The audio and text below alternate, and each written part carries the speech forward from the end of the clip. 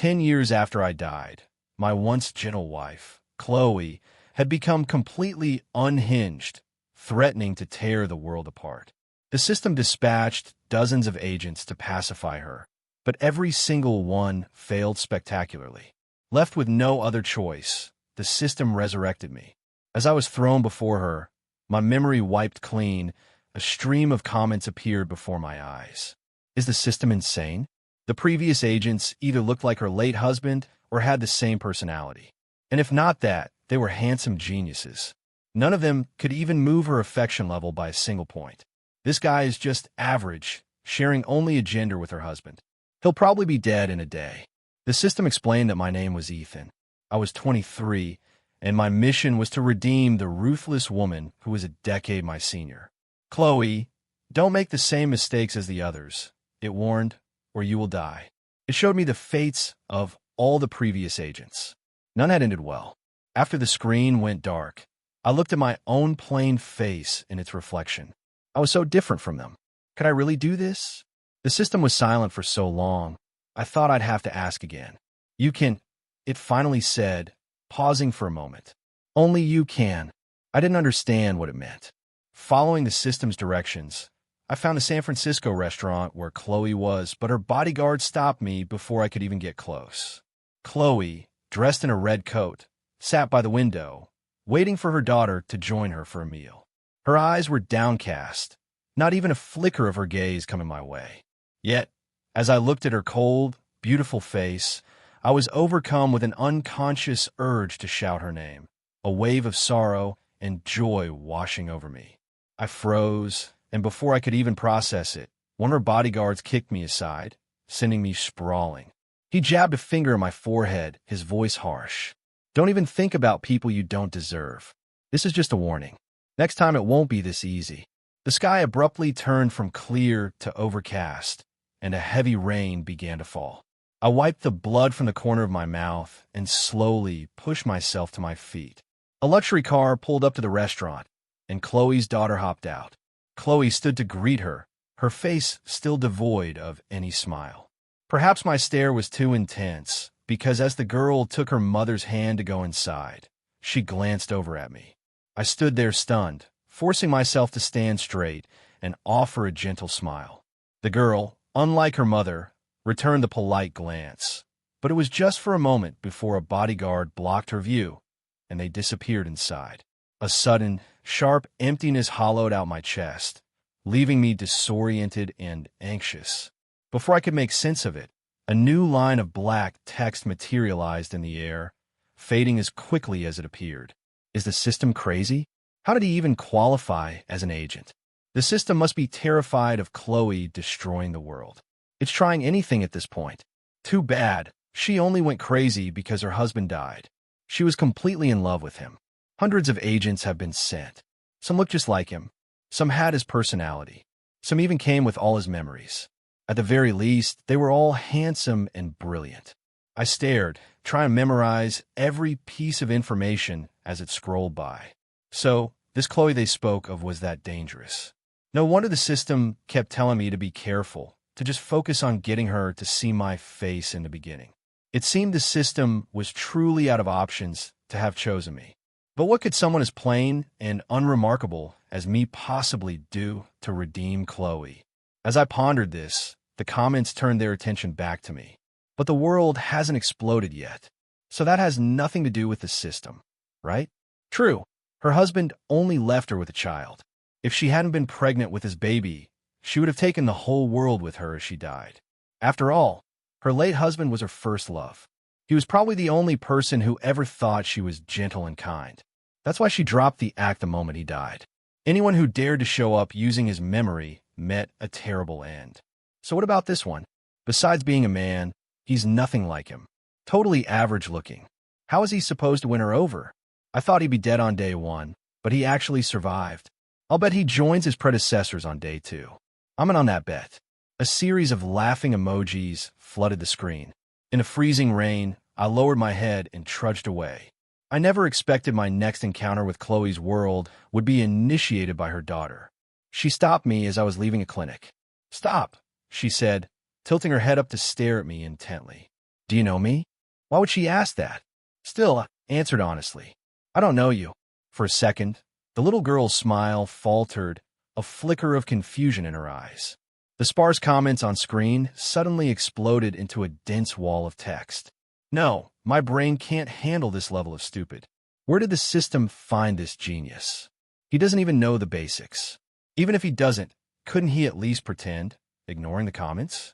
The girl spoke urgently, pointing to herself, and then pressing a small blue mirror into my hand.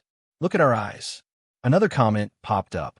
So, the system's plan is to tell Chloe, hey, I found someone with the same eyes as your late husband. That's hilarious.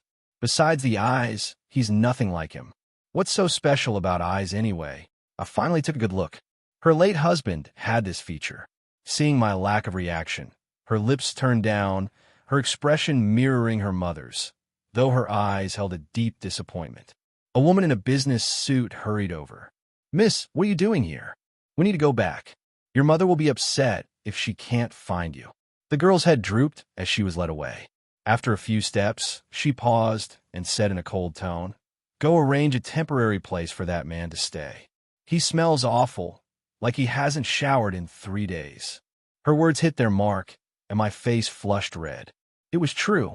The system had given me no resources, and I'd only survived this long on the few dollars I had in my pocket.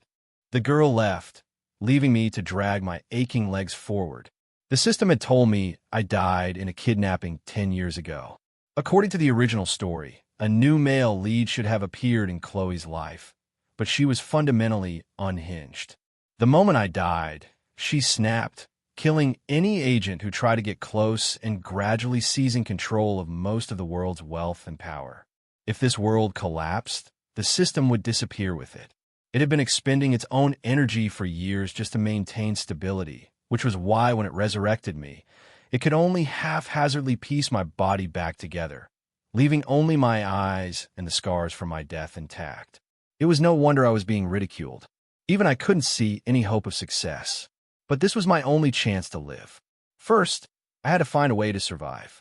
I swallowed my pride and managed to get a job as a security guard at the entrance to Chloe's luxury apartment complex in Pacific Heights.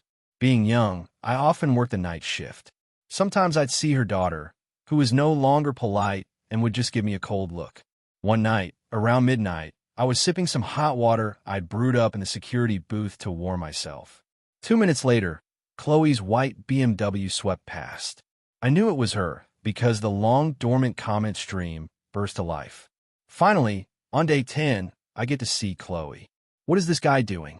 Just going to work and doing nothing? Why isn't the system pushing him? My heart pounded in my chest. I was so flustered that by the time I looked up again, Chloe was gone. A month later, I was finally able to stop sleeping in the security booth. Property management got a complaint and sent me up to deal with it. I glanced at the apartment number and felt a knot of tension in my stomach. It was Chloe's. As the elevator ascended, I saw my own tense face in the reflection. The moment the doors opened on her floor, I heard faint, rapid breathing. I immediately rushed to Chloe's door and pounded on the doorbell. The comments were a stream of question marks.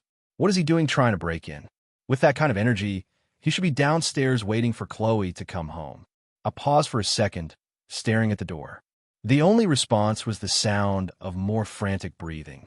I was sure it was Chloe inside. After a moment of silence, on a whim, I tried a password and the door clicked open. The comments were stunned, not only by the fact that I'd gotten the password right on the first try, but also by the scene inside. In the dim light, Chloe was curled up on the sofa in a long dress, hugging herself tightly, her eyes filled with a lost, helpless terror. When the door opened, she turned her head, trembling. Though she was clearly drained of all strength, her eyes were full of alarm and vigilance. I switched on all the lights and pulled open the curtains. Seeing her relax slightly, I asked, "Where's your medicine?" Chloe just stared at me without a word. I couldn't wait. I searched the apartment, found it, and brought it to her. She took the pills from my hand, and though her face was still pale, her breathing eased. My own heart was still clenched tight. I stood up under her gaze, wanting only to run, but she grabbed my wrist, her eyes locking onto me. "It's you, isn't it?" A barely perceptible light flashed in her eyes. I looked away, flustered, not daring to meet her gaze.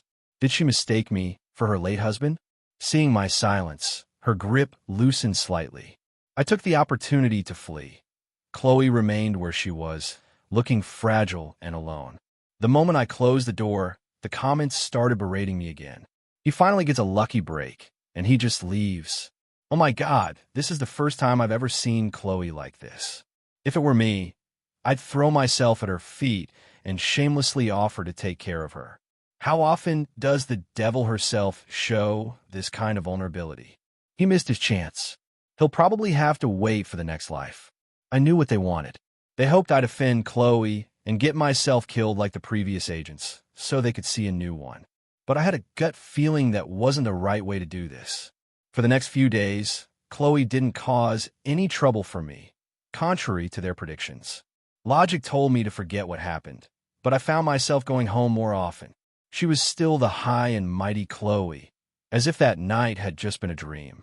Sometimes I'd overhear my colleagues gossiping about her, how her life had been the same for 10 years, the only changes revolving around her daughter. They said she was difficult to approach, that even getting a few steps too close would earn you a warning from her bodyguards. They said someone with her wealth should be living in a standalone mansion, but she stayed here because of her late husband. They said she was living such a hard life, probably mourning him. I always listened in silence.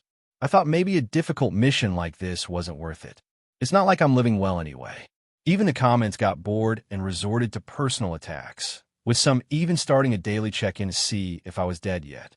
This went on for days. Because of my good nature, my workload kept increasing. I sometimes wondered if this mission had time limit. How much longer did I have to endure? Lost in thought, I was walking a resident's cat around the complex when I wasn't paying attention and bumped hard into a man who was rushing past. His files scattered everywhere, and he kicked the cat, which scurried away in fright. I soothed the cat while kneeling to pick up the files and apologized. The man's brow was furrowed. He saw a scratch on his shoe and kicked me again. "What's your employee number? What kind of job are you doing?" I lowered my head and tried to explain. The man scoffed. "I've never seen you before." "You knew? Didn't your manager teach you the rules?" The commotion drew a small crowd. I handed him the collected files, my head still bowed. "I'm sorry. Please check if there's any problem with the documents. I can reprint them for you." "Reprint them? Do you have any idea how valuable my time is? You think you can afford to compensate me for the time you've wasted? What am I going to do when Miss Chloe holds me responsible?" The man was relentless, kicking me again in frustration. I just stood there, not even thinking to move then. "How would you like to resolve this?" "I'll cooperate." As the onlookers held their breath, I heard a car pull up nearby. A door opened and footsteps approached. A slender figure stopped beside me. The man's aggressive tone vanished instantly. "Miss Chloe, you're just in time. How many times did you just kick him?" Chloe's voice was flat, emotionless, but carried an immense weight. The man, confused, answered honestly, "Just twice. I went easy on him. People like him are worthless." Chloe let out a cold laugh and waved her hand. 3 towering bodyguards appeared. "Give it back to him." Her tone was light, but held an undeniable authority. The comments, no longer filled with bored curses, exploded into a dense stream of question marks. Did I miss a chapter? I haven't been watching for a few days. What happened? "Chloe, aren't you supposed to not care about him?" I stared, watching as Chloe's bodyguards beat the man until his face was bruised and swollen. The man had no idea what he'd done wrong, wailing, "Miss Chloe, I was wrong. I was wrong. I was blind not to recognize this security guard's importance. Please let me go." Chloe turned to look at me, her dark eyes unreadable. Should we let him go? Looking at the man's miserable state, the small bit of resentment I felt evaporated. "Stop, please," I said, choosing my words carefully. Chloe nodded, and with a slight wave of her hand, the bodyguards actually stopped. "Our business relationship is over." The man struggled to his feet, his face ashen. He didn't dare say another word, just dragged his broken body away. This was the first time I'd seen Chloe's ruthless side. No one in the crowd, dared to intervene. In fact, the gossip mongers had all scattered at the sight of her. Everyone knew how terrifying Chloe could be. I managed a quiet thank you and tried to slip away myself, but she grabbed my wrist. Her hand was shockingly cold, but my eyes met hers and they were smiling. Her voice was soft. "Is this how you thank me?" Her words made the comments explode again. "Chloe, wake up. He looks nothing like your late husband. Don't tell me you've fallen for him at first sight. I can't stand watching a beauty with a plain guy. Can someone tell me what he did?" All he did was walk a cat and somehow raise his affection level. Like them, I was baffled. I couldn't understand the sudden shift in Chloe's feelings. It was as if she hadn't smiled in so long that I almost missed the slight curve of her lips and her tone. It was almost like she was flirting. A shiver went down my spine, but somehow it didn't feel wrong. Deep down, a part of me felt that she was just a girl who knew how to be sweet. It seemed she didn't intend to wait for my answer. She scooped up the cat, which had been rubbing against her leg, and led me to a nearby bench. I flinched, and she immediately rolled up my pant leg. A guard handed her a bottle of liniment. I looked down at her, seeing only her delicate chin. She looked surprisingly gentle. Her palm rubbed my leg, warming it. I suddenly snapped back to reality and pulled my leg away. "So," I said, looking at the cat, which had comfortably settled in its carrier. "That's your cat." Chloe nodded. I frowned instinctively. A finger gently smoothed my brow. Chloe laughed. "What are you thinking? You don't think I'd do something to that cat, do you?" I quickly shook my head, denying it, but I felt a pang of guilt. That was exactly what I had been thinking. "He's 11 years old," Chloe said. "He's been with me for 11 years. He's as important as family. I'm not the kind of person who just goes around hurting things. Why would you think that of me?" As she spoke, I could hear a hint of hurt in her voice. The comments were a sea of question marks. "What is today?" I've actually seen Chloe smile twice.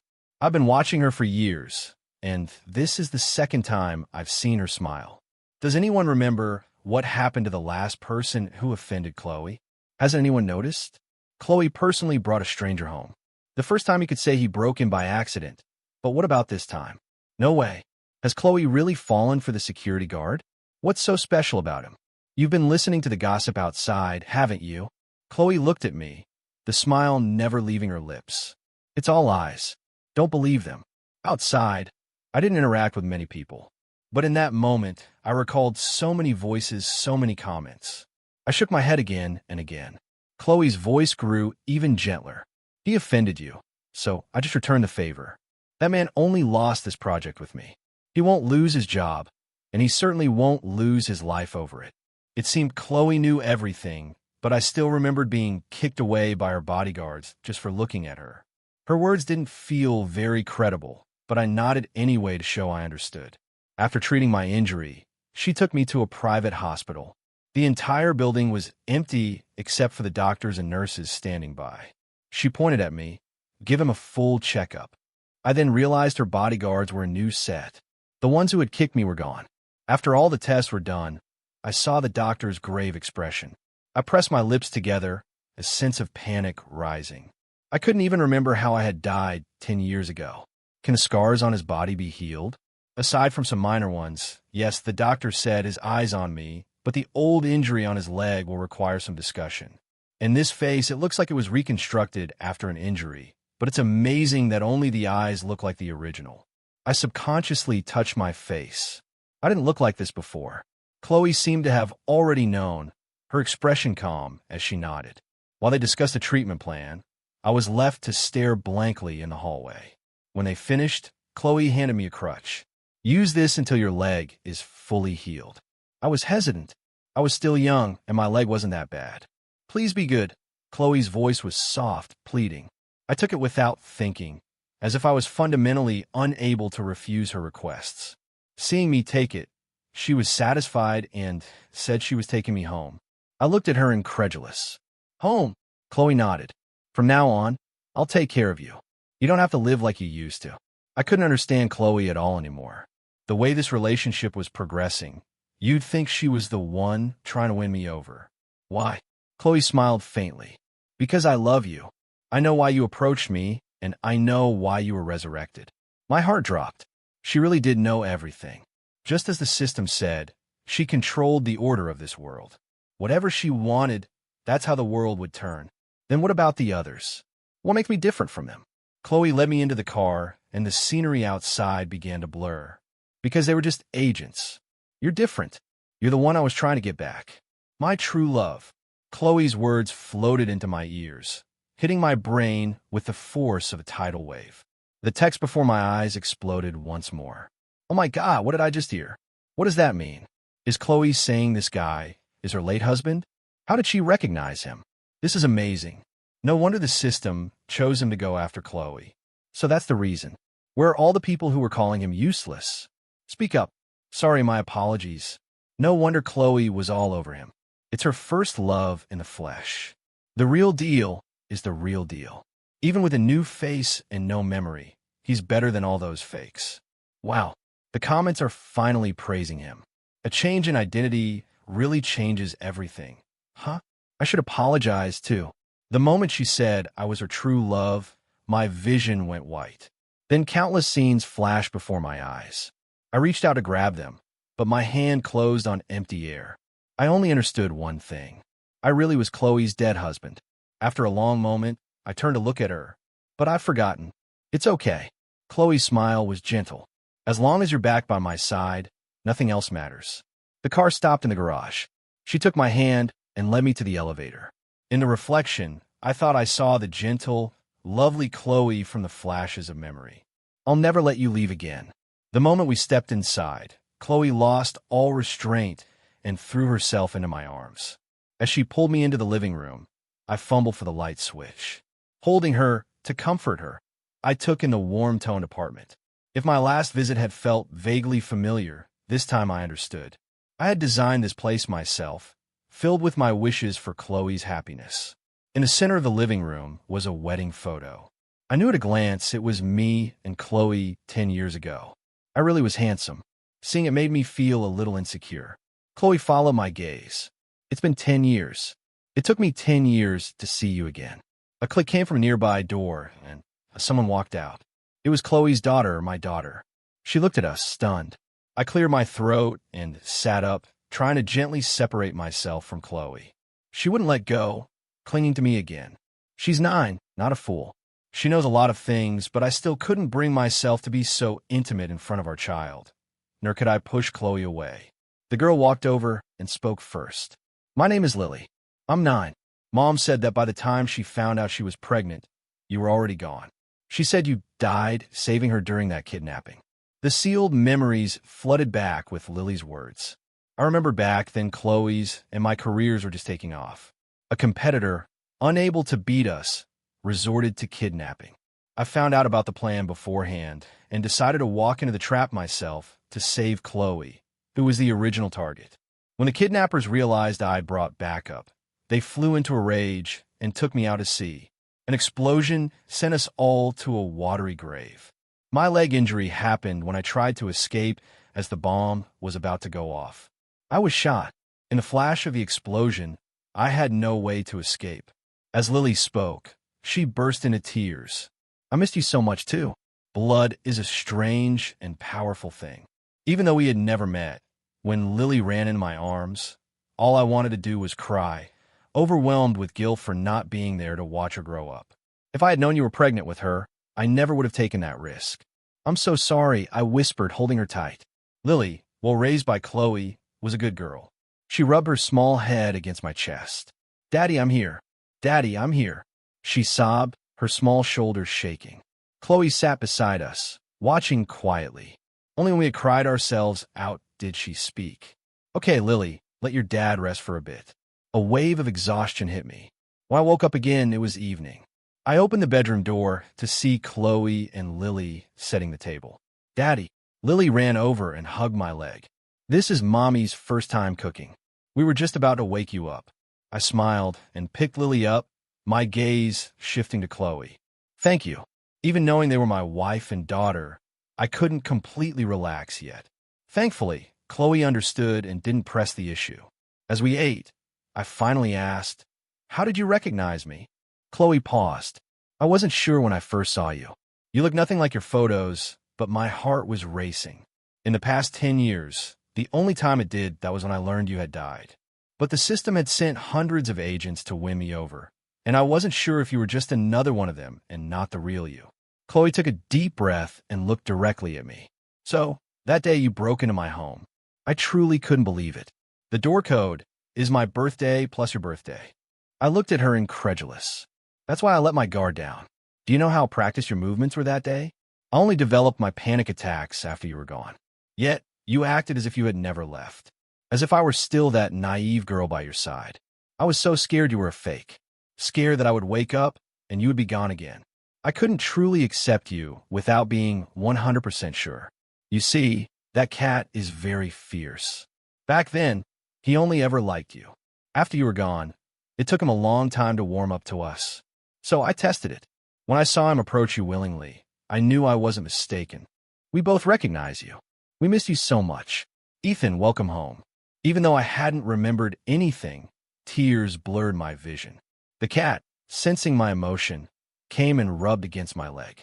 So, even if my mind forgot, my heart and my body remembered. Everything was telling me, welcome home. That night, I tossed and turned, listening as Chloe told me about the past 10 years, how she raised Lily on her own. She showed me all the photos and videos of Lily from the past 9 years. I didn't know when you would come back, but I knew you'd regret missing it. So, I recorded everything. On every holiday, I prepared 2 gifts for her, telling her that her daddy loved her very much and that he would come back one day. Lily was so good. She never once cried for a father. I took the tablet and clicked through the files, watching Lily at different ages. A baby staring at the camera, a little girl smiling for the lens, from barely rolling over to standing to running and calling for her mom. In every photo they took together, they left a space for me, as if I had never truly left. I couldn't help but cry again. I turned off the tablet and asked her, why were you so sure I would come back? Did you make some kind of deal with the system? Chloe's arm around me stiffened. Logically, this world should have collapsed long ago since Chloe, as the female lead, hadn't followed the system script. Since she knew about the system, she must have done something to create a stalemate. Chloe leaned on my shoulder and smiled. Yes, we have a stalemate. Or rather, I have it cornered. It needs this world to run its course for the main characters to live out their lives. But I killed the male lead it had planned. That left only me to maintain the world's order, to stop me from becoming all-powerful.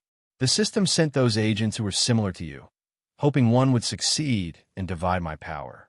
But I didn't want any of that. I only wanted you. Your return gives it no advantage. It only maintains the status quo. So, of course, it was reluctant. I knew it could bring you back. I just had to become powerful enough that it couldn't do anything to me. Powerful enough that its only option was to bring you back.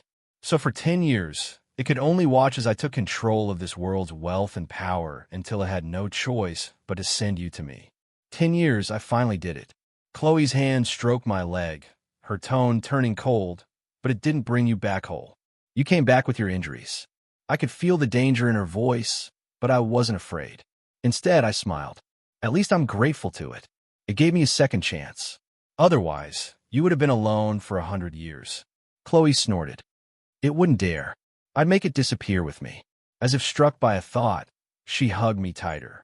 As long as it doesn't hurt you, it's fine. After talking for so long, I grew sleepy. But Chloe slept fitfully. In a daze, I felt her pressing into my arms.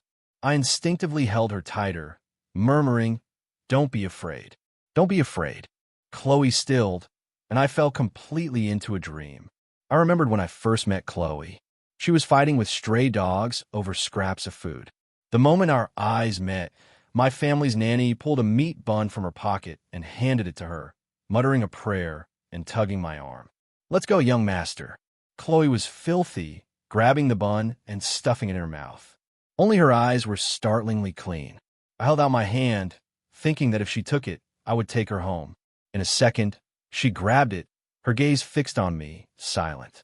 The nanny, startled by her intensity, tried to separate us, but I refused. I took Chloe home and washed her, discovering that she wasn't a grimy child, but fair-skinned and rosy. I told my parents I wanted to keep her. I had no reason. I just felt she was quiet and beautiful, and there was nothing wrong with her physically or mentally. A child like that would have been quickly adopted from an orphanage.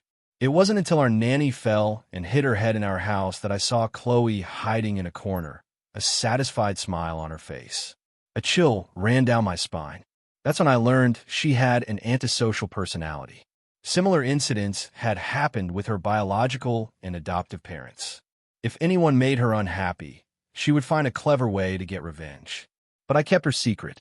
I wanted to teach her to at least make her understand the laws and order of the world, to know how a normal person lived.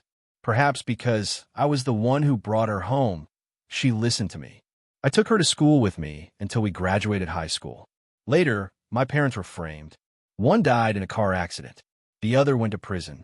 I lost my support system with no power to fight back. By then, Chloe was vastly different from the child I'd found. She had become gentle and reasonable. She chose to start over with me. We lived in a basement, ate spoiled food, and faced every hardship together. I gave up college to work, supported her education while I worked odd jobs. I wanted her to go far. Since I had chosen to be responsible for her life as a child, I had to see it through. After she graduated from college, my company was starting to take shape, and I became a target of the system. After we got married, I died on the sea I loved so much. Without my influence, Chloe didn't even bother to pretend anymore. She took over my company and immediately killed the first male lead the system sent. The system didn't dare do anything to her. Certainly not let her go to prison. Chloe became more and more brazen, uncontrollable. She knew she was the heroine of a tragic novel. She knew that I was destined to die. So, for the past 10 years, everything she did was to change the ending and bring me back. With all my memories returned, I woke with a start. It was 8 o'clock in the morning. Chloe was still sleeping soundly in my arms. A wave of emotion, too complex to name, washed over me. I leaned in and gently kissed her forehead, whispering, "Chloe, I remember everything. I'm really back." As if hearing me, Chloe slowly woke from her dream. Her body trembled as she wrapped her arms around me tightly. "Ethan," she called my name over and over, and I answered every time, "Yes, it's me. It's really me." After 10 years, I was finally back. Seeing that my affection meter was full, the system finally let out a sigh of relief. It gave us a happy ending, a lifetime of happiness. The stream of comments that have followed our journey appeared one last time. "Congratulations. Really, congratulations. I'm actually crying. Oh my God. I thought this was a conquest story, but it was a homecoming. I don't want to say goodbye, but it's time. Ethan and Chloe, you have to be happy forever." Slowly, the words faded from view. I knew this was the true end. From now on, it was just me and Chloe living our real lives. After a lazy morning in bed, we finally got up. It was the weekend, and Lily was still sleeping in. I looked around the apartment, and after a long thought, I spoke. "Chloe, let's move. This place holds a lot of our memories, but if we're starting over, I think we should leave the past completely behind." Chloe agreed. Later, we moved to a beautiful villa in Moraine County. Lily loved the new house, though she was a little unsettled for the first week. She would look at us with pleading eyes. "Mommy, Daddy, I want to sleep with you. I'm a little scared." Chloe, hands on her hips, gave a firm no. But this was my first time truly living with my daughter, and I couldn't refuse her. "Come on, just this once."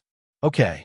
That night, she lay between us, her face a picture of contentment.